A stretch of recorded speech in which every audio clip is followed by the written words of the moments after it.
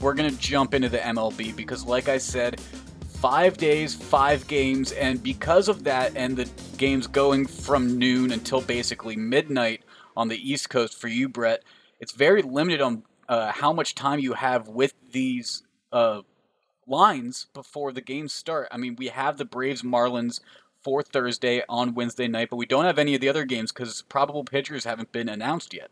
Yeah, and I mean, talking about the Padres who are playing the latest game every night, their pitcher's not being announced like till afternoon on the East Coast on the day of the game. So it's been tough to get your bets in ahead of time. You have to really be following this stuff. And let's preview this Braves Marlins game because today or Wednesday's game was interesting. Not a lot of scoring in that one. A 2-0 win for the Braves.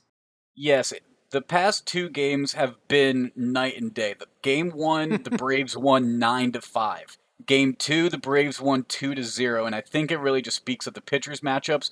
And that's why if you take a look at who is on the mound in Game 3, it's why I'm going to be on the over 8.5. Kyle Wright versus Sixto Sanchez.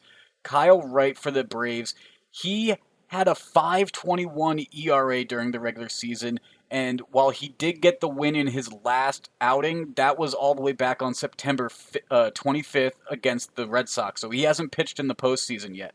And then you talk about Sixto Sanchez for the Miami Marlins. He's on the mound for the Marlins on Thursday, and he's pitched okay, but he's been a little streaky. The last time he faced off against the Braves, he allowed 4 runs in 3 innings. So I think this has a makings to be a bit more of a bat-heavy experience. Over 8.5 feels pretty good to me. Yeah, I mean, this is obviously the biggest start of Sixto Sanchez's young career. The Marlins are trusting him with their season on the line. So, big spot.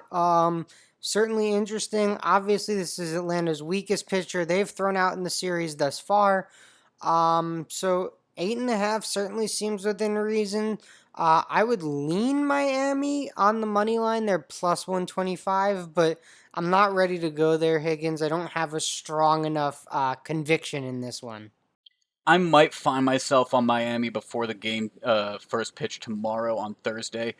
But a good thing to remember is the Marlins have never lost a postseason series. So to go from that stat, which I believe they've won all 8 of their postseason series, to potentially getting swept, I wouldn't be surprised to see Miami put up a little bit of a fight.